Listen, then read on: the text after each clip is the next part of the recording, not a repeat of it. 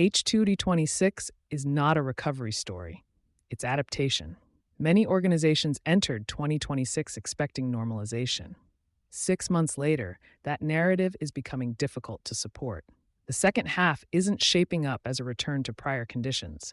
It's shaping up as a test of how well organizations have adapted to the conditions that actually exist. At the beginning of the year, many forecasts shared a common assumption: supply chains would stabilize, capital markets would become more predictable, infrastructure constraints would ease, policy environments would clarify, organizations could shift their focus from disruption management back to growth. That assumption is under real pressure. EY's 2026 Global Economic Outlook framed the current environment as a supply shock world.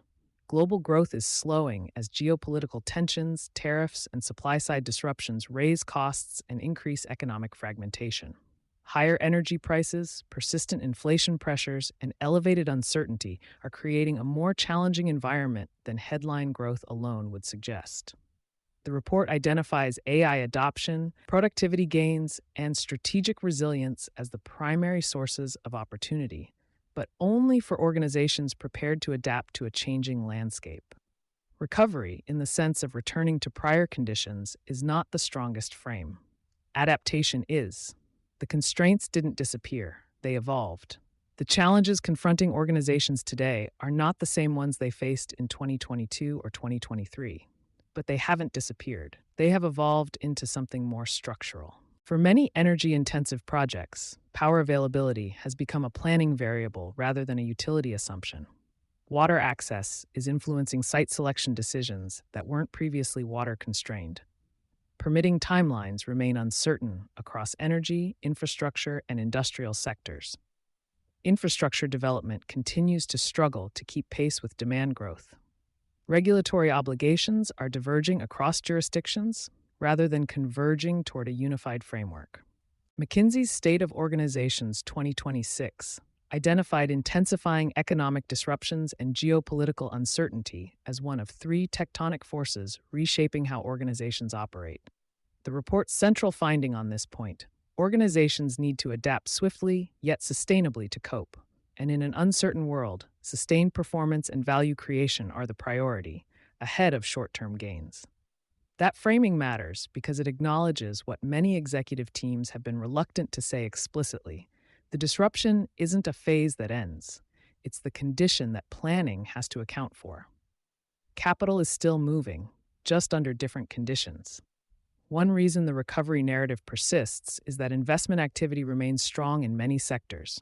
Energy infrastructure, manufacturing, data centers, grid modernization, industrial facilities. Capital is still flowing, and in some categories flowing at record levels. But capital deployment is increasingly being shaped by execution realities rather than financial ambition alone. Projects are moving forward under a different set of conditions than many organizations anticipated when they committed the capital. Interconnection timelines are longer. Permitting processes are more contested, equipment lead times have extended, labor availability varies significantly by region and skill category. McKinsey's Global Economics Intelligence noted that private sector adaptability has been a meaningful factor in offsetting trade policy disruptions, alongside fiscal and monetary support.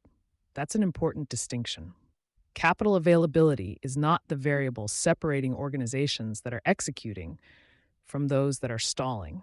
Adaptability is. The organizations moving capital effectively in 2026 are the ones that have adjusted how they evaluate and sequence projects, not just how much they're willing to spend. Adaptation is the competitive differentiator in H2. The organizations likely to outperform in the second half are not necessarily the ones making the largest investments. They are the ones adapting most effectively to the conditions that exist, rather than the conditions they expected. What that looks like in practice. Revisiting planning assumptions that were written before Q2 signals arrived. Reassessing project portfolios against current infrastructure constraints rather than projected ones. Stress testing timelines against realistic permitting and interconnection scenarios. Evaluating infrastructure access earlier in the investment process. Building flexibility into capital structures that were designed for a more predictable environment. None of those are dramatic strategic pivots. They are adjustments to the planning and evaluation process that reflect what Q2 actually revealed. Higher long-term interest rates, elevated funding costs, shifting commodity prices, and currency volatility reinforce the need for disciplined balance sheet management, adaptive hedging strategies, and flexible capital planning. The organizations that have made those adjustments are better positioned for what the second half will actually look like. The real question. Entering H2, the central question for the second half is not whether recovery has arrived. It has not fully arrived, at least not in the sense of a return to the operating conditions many companies expected. The question is whether organizations have updated their operating models to reflect the conditions now shaping growth, investment, and execution. That question has a practical answer. Look at the assumptions embedded in the second half plan. If those assumptions were written before Q2's signals on power availability, permitting, capital deployment, regulatory fragmentation, and infrastructure constraints became clear, they may need updating, not rebuilding, updating. The plan doesn't have to start over. The assumptions beneath it do. The companies that make those updates now will enter 2027 with a clearer picture of what they can actually execute and what they need to restructure.